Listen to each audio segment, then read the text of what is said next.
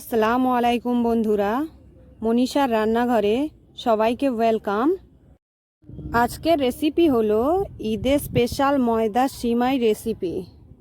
গ্রাম বাংলায় ঐতিহ্যবাহী এই ময়দার সিমাই সাধারণত বাড়িতে বানানো হয়, আবার মেশিনের সাহায্যে বানানো যায়।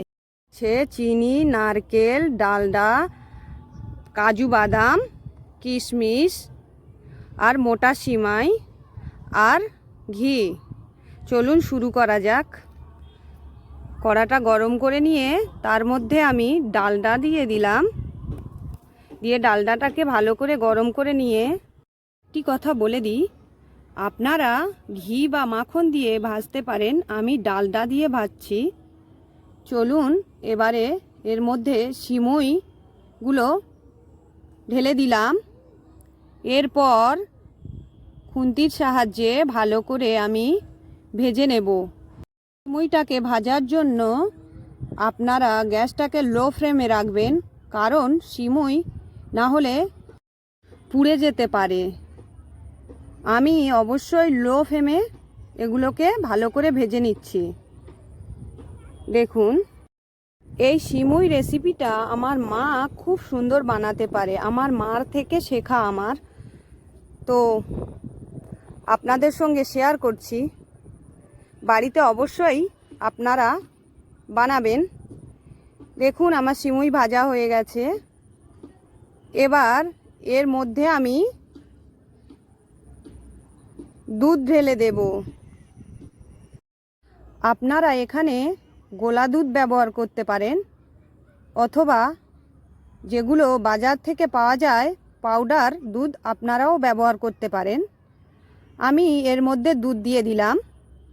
এরপরে সবগুলো উপকরণ এক এক করে ঢেলে দেব। দেখুন, আমি দুধ দিয়ে দিয়েছি।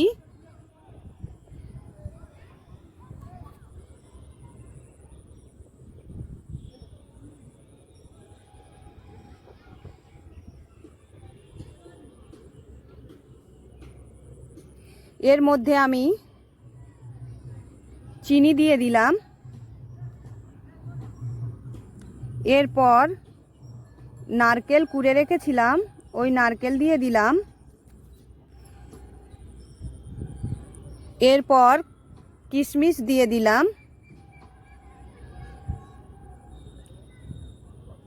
এরপর আমি দেব কাজু বাদাম, দুটো তেজপাতা দিয়ে দেব এর মধ্যে,